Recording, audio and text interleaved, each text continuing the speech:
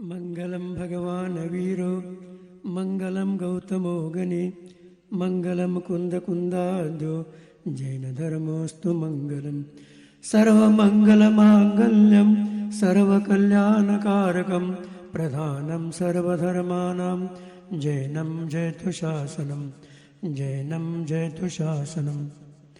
बोले अनंतानंत सिद्ध भगवान की, 2400 भगवान की, वर्तमान शासन का महावीर भगवान की, संत शिरोमणि आचार्य गुरु विद्यासागर जी महाराज की।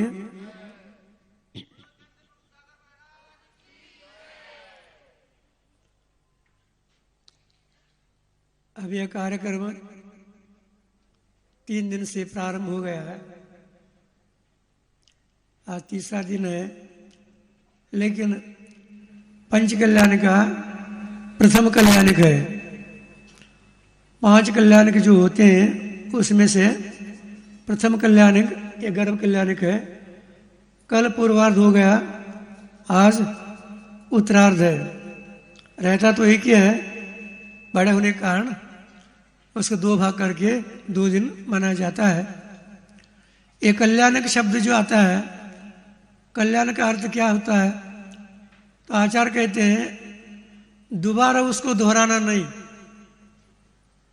इसका मतलब गर्भ में ये जो आज बालक आएगा ये अंतिम है उनका, इसके बाद कभी गर्भ में नहीं आएंगे। क्यों? इस गर्भ का जो दुख है वो बहुत दुख है, सबसे ज्यादा है। ये शरीर है तभी दुख हो रहा है। सबसे उपदा का कारण तो शरीर है। शरीर धारण करना तो दुख के लिए कारण है, और धारण करने के लिए गर्भ में बैठना पड़ता है।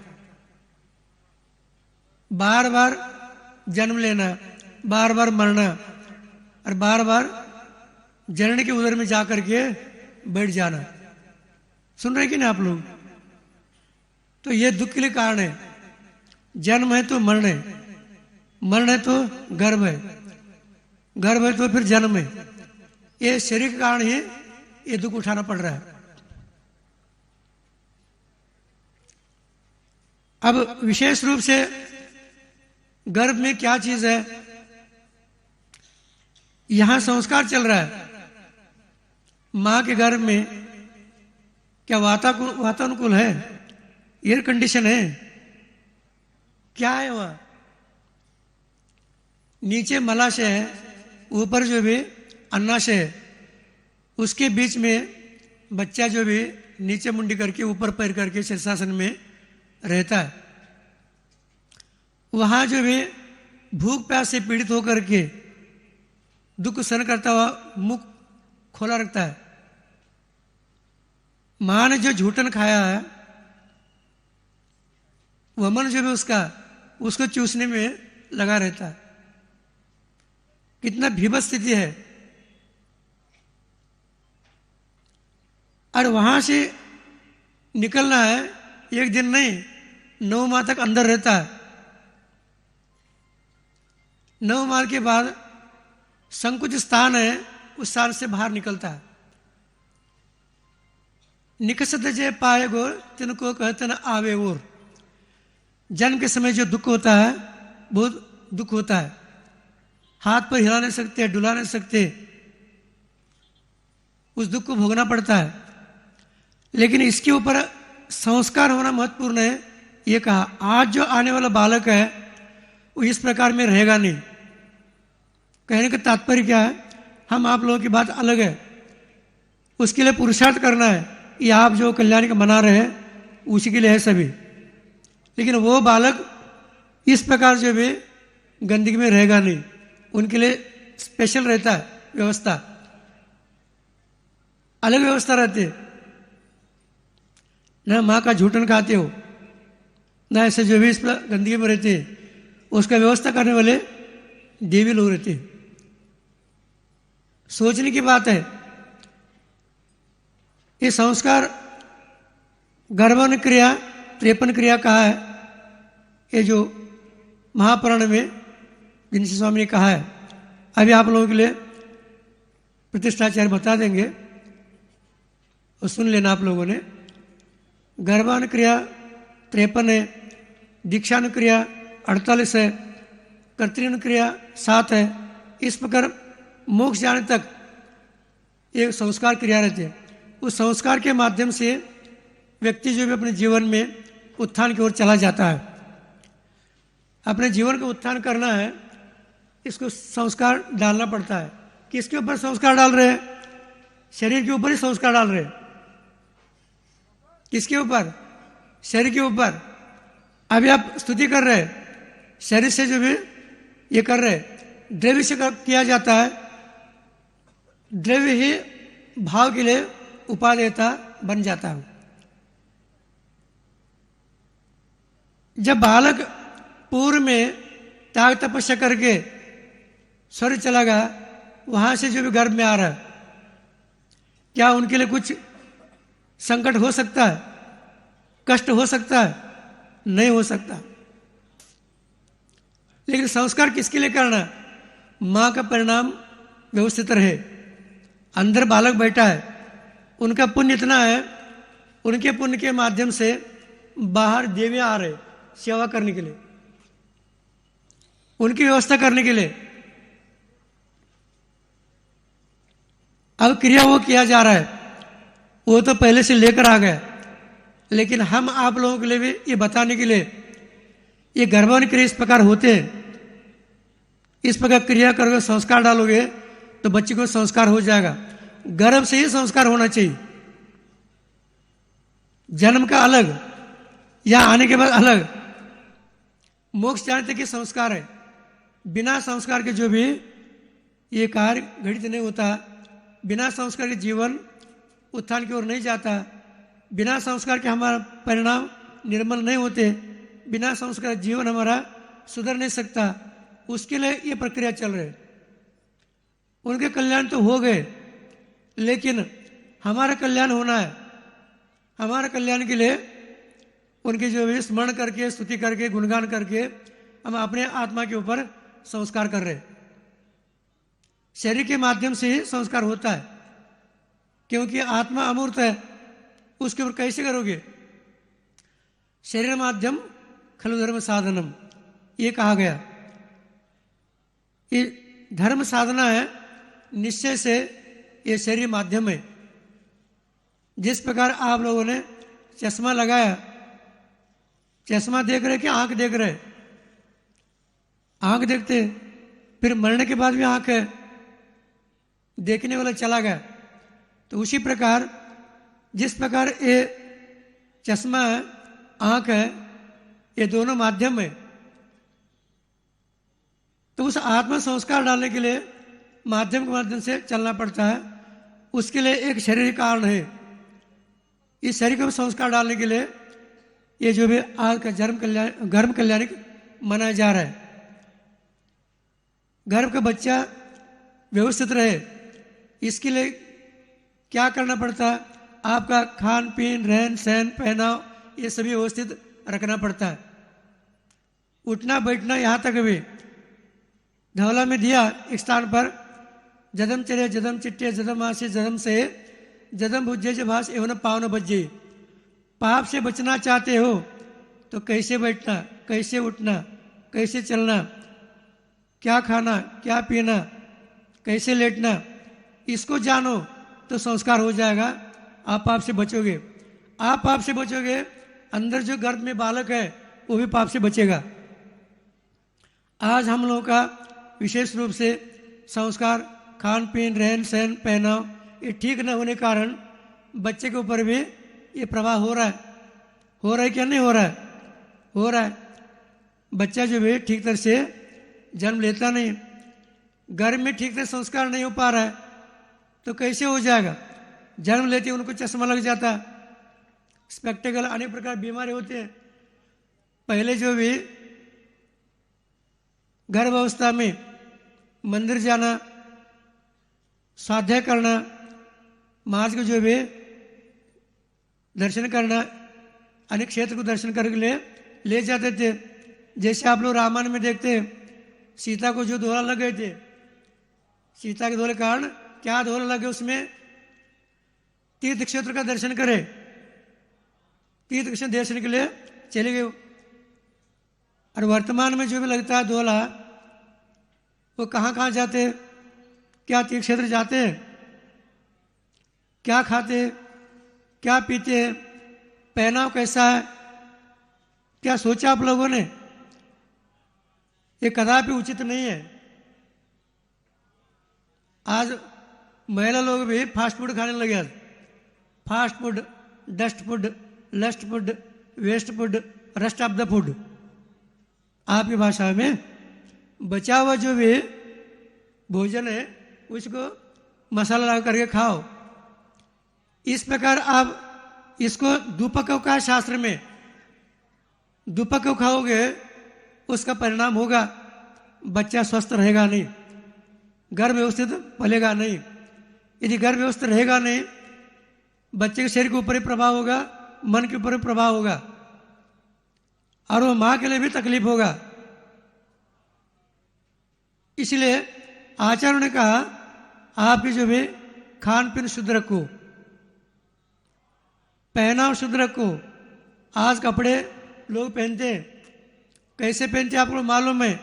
सामने फटा हुआ, पीछे फटा हुआ, आजू बाजू फटा हुआ, नीचे फटा हुआ।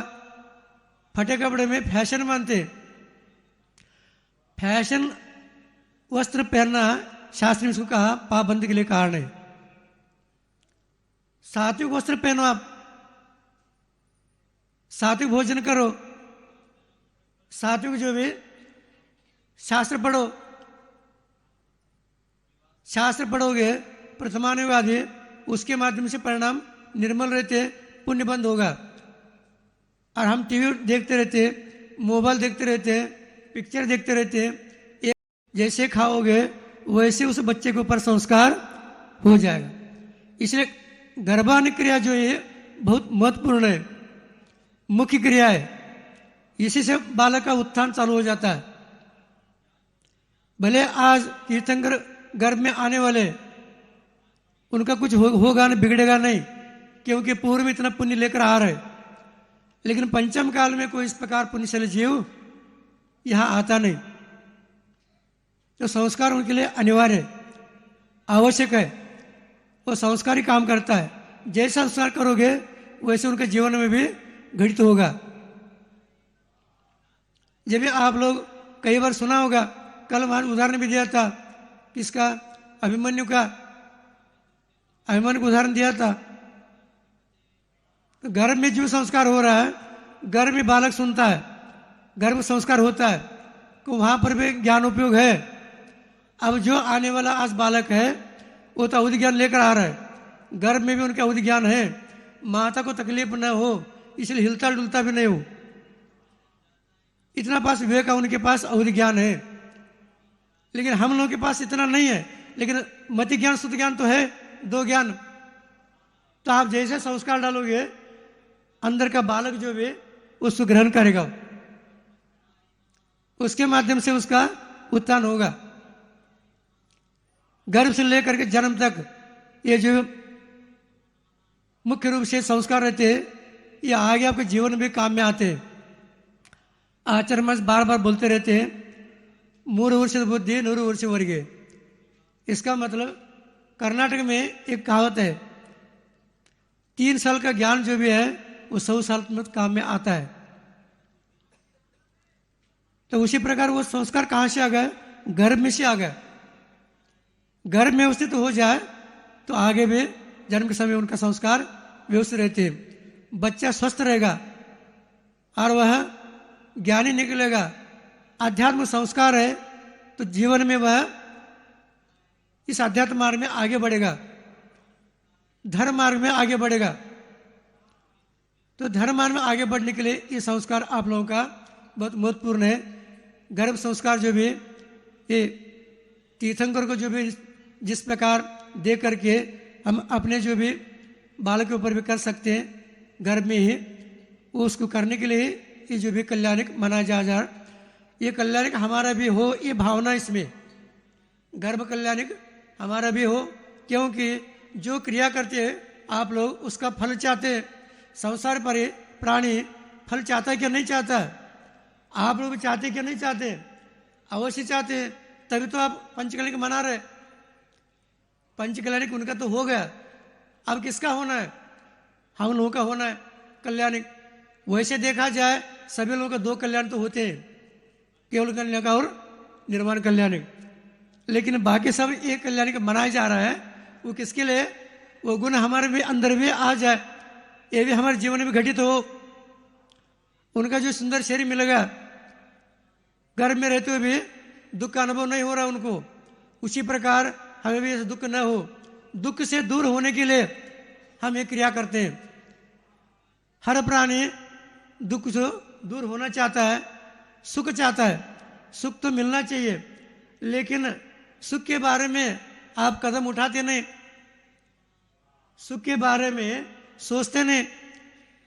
महाराज हम सोचते तो है, लेकिन क्रिया तो करते नहीं। क्रिया तो वही करते हैं जो दुख मिले, दुख का अनुभव हो, दुख हमें जो भी भोगना पड़े वही क्रिया करते हैं। चाहते तो सुख है, लेकिन सुख कैसे मिलेगा? तो उन गुणों के बारे में स्मरण करोगे, गुणों के बारे में आप बार बार सोचोगे, विचार करोगे, चिंतन करोगे, वह हमारे अंदर आ सकता है। और वही जो भी आपके अंदर जो विचार आ रहा है, उस बालक के ऊपर अंदर जो गर्भ में वो संस्कार हो सकता है, और वो बालक जो भी आपका अनुकरण कर सकता है। क्योंकि जन्म के बाद भी बालक बड़े होने के बावजूद भी नाम किसका लेता है? ठोकर खा गया, कुछ हो गया, किसका नाम लेता है? माँ का नाम लेता है, पिता का नाम लेता नहीं, माँ का नाम लेता है। क्योंकि माँ का संस्कार है। एक माँ जो संस्कार करती है वो 100 शिक्षक मिलकर भी कर न सकते हैं। इस प्रकार जो भी ये संस्कार माँ का रहता है। माँ का संस्कार मुख्य रूप से बालक के ऊपर, क्योंकि उसका दूध पिया, माँ ने कहा बेटा आपने हमारा दूध पी लिया है, इसलिए जिस प्रकार आपके ऊपर वो हमने वात्सल्य दिखा दिया, आपके ऊपर वात्सल्य रखा, उसी प्रकार आपने भी सभी प्राणी के ऊपर वात्सल्य रखो। ये उसका प्रतीक है। वात्सल्य का प्रतीक जो भी खाया हुआ अन्न दूध होकर के ऊपर आता है। तो संस्कार किसका है? उस माँ का संस्कार है। इसलिए जो भी अंदर गर्भ में आने के बाद बालक, उसका संस्कार किस प्रकार करना ये आप लोगों के ऊपर है। जिस प्रकार तीर्थंकर बालक का संस्कार किया जा रहा है, उनको कुछ होता नहीं, लेकिन माँ का परिणाम व्यवस्थित रहे, इसी कारण जो भी सब देवियाँ सेवा कर रहे हैं उनकी। किसकी सेवा कर रहे हैं? मरदेव की सेवा कर रहे हैं। वहाँ जो भी मानव नहीं है, क्या उनके पास मानव कमी है? क्या मनुष्य की कमी है? क्या नहीं है। लेकिन इतना पुण्यशाली जीव है, वो अंदर बालक गर्भ में है, देवियाँ देव आकर के उनकी सेवा करते हैं। और बालक जब गर्भ में रहता उस समय भी इंद्र आकर गर्भ कल्याण का मनाता है। आप लोग क्या मना रहे हैं? इंद्र आकर गर्भ कल्याण का मनाता है, क्योंकि दोबारा गर्भ में अब बालक आएगा नहीं, दोबारा हम मिलेगा नहीं। कब मिलेगा हमें? तो उसको जो भी नृत्य करके मना करके पुण्य कमाता है। जब सहोदर इंद्र आकर के यहाँ पुण्य का संपादन करके आता है, कमाता है, तो आप लोग का मौका है पंचकल्याण की जो भी करके आप लोग जितना हो सके उनके गुणगान करके गर्भ कल्याण का मना करके पुण्य संचय कर सकते हैं। क्योंकि वो भी हम वो पद मिल जाए। कौन सा? सहोदर इंद्र अभी आ रहा है, यहाँ उसका प्रतीक बन गया, लेकिन वो पद हमें मिल जाए। सहोदर इंद्र एक भावतरी होता है। कौन होता है? एक भावतरी होता है। वहाँ से आकर दीक्षा लेकर के मुक्त हो जाएगा वो, क्योंकि जिंदगी भर वही किया उन्हें। गर्भ कल्याणिक, जर्व कल्याणिक, दीक्षा कल्याणिक, केवल कल्याणिक, निर्वाण कल्याण, पांचों मनाता है। तो उसमें प्रथम कल्याणिक जो भी है वो गर्भ कल्याणिक मनाता है, सबको लेकर आता है। तो उसके माध्यम से वो पुण्य संचय करता है। उसी प्रकार आप लोग भी इस जन्म कल्याण के महत्व को समझते हुए संस्कार को जो भी मुख्य रूप से अपने ध्यान में रखते हुए, अभी प्रतिष्ठाचार्य आपको बता रहे, उसको ध्यान में रखते हुए आप लोग अपने जीवन में भी उसको उतार करके अंदर जो बालक गर्भ में आने वाला उनके संस्कार डाले आप लोग, वो बालक भी ऐसा धर्मात्मा निकले जिस प्रकार आप लोग यहाँ जो भी एक दर्शन के एक झलक के लिए तरसते, किसके लिए? अभी आपके नेवरा में मुनि महाराज आ गए, आचार्य महाराज आ गए, एक दर्शन के तरसते आप लोग। इस प्रकार का बालक उत्पन्न हो जाए, उस प्रकार संस्कार आप भी करें। क्योंकि गर्भ में इस प्रकार पूछा गया श्रीमंती को, अब क्या भाव हो गए थे उस समय? गोमटेश भगवान की जो भी पूजा करने की भाव हो गई थी उनकी। कामदेव है, बाहुबली कामदेव है, उनकी पूजा किया उनने। उनकी पूजा करने के बाद इतना भक्ति से वो बालक भी इस प्रकार सुंदर उत्पन्न हो गया। यद्यपि उनका पूर्व का पुण्य भी है, लेकिन संस्कार महत्वपूर्ण है। उसी प्रकार आप लोग भी इस प्रकार संस्कार करते हुए उस बालक के ऊपर संस्कार ऐसे डाले, उस प्रकार बालक उत्पन्न हो जाए और जो भी धर्म परंपरा को वो भी चलाए। तो इस प्रकार आप लोग अभी 3 दिन से यहाँ जो भी उत्सव में भाग लेकर के उत्साह के साथ मना रहे हैं। आगे भी आप लोगों का कार्यक्रम भी है, अभी प्रतिष्ठा से आप लोगों को बता देंगे। समय तो हो गया आप लोगों का, क्योंकि जितना भी कहो उतना कम ही है, जितना भी बोलो उतना कम ही है। व्यक्ति सुनता तो है, बहुत है, लेकिन गुनता कम है। गुनना चाहिए, जितना सुना आपने उतना विशेष रूप से जीवन में उतारना चाहिए। जब उतार दोगे आप इस संसार से तर जाओगे, यदि नहीं उतारोगे तो मर जाओगे। मरना तरना ये तो चल ही रहा है, जन्म मरण तो हमारा हमेशा के लिए ये चल ही रहा, क्योंकि शरीर दुख के लिए कारण होने कारण उस शरीर को जो भी व्यवस्थित संस्कार करना महत्वपूर्ण है। उसके माध्यम से ये आत्मतत्व के ऊपर भी संस्कार होता है। ये द्रव्य और भाव दोनों काम में आता है। उसी प्रकार आप लोग भी इस शरीर के माध्यम से संस्कार करते हुए आगे अपने आत्मतत्व के ऊपर संस्कार करें। आप लोगों का आत्मा के ऊपर भी संस्कार इस प्रकार हो जाए और आप सबका कल्याण भी इसी प्रकार हो, सबका कल्याण हो। इसी भावना के साथ बोले महावीर भगवान की। जिनवाणी स्तुति कर ले। आज दोपहर में भी महाराज श्री का आगमन होगा। महाराज श्री की मंगल देशना दोपहर में भी होगी।